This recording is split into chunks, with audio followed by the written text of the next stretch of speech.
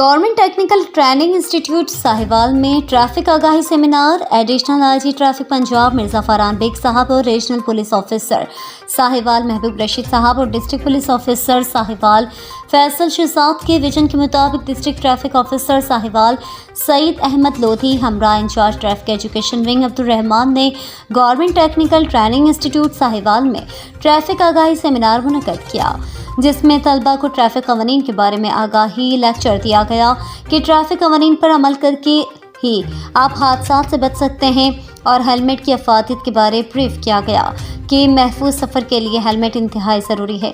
सड़क पर चलने और सड़क क्रॉस और ड्राइविंग लाइसेंस के हुसूल के बारे मुफस्सल ब्रीफ किया गया। वन वे की खिलाफ वर्जी के नुकसानात के बारे बताया गया। मज़ीद बताया कि कम उम्र ड्राइविंग से इज्तनाब करें। सेमिनार के इख्तिताम पर ट्रैफिक आगाही पम्फलेट्स भी तकसीम किए गए। तलबा ने अज़्म किया कि वो ट्रैफिक कवानीन की पासदारी करेंगे और ज़िम्मेदार शहरी बनेंगे।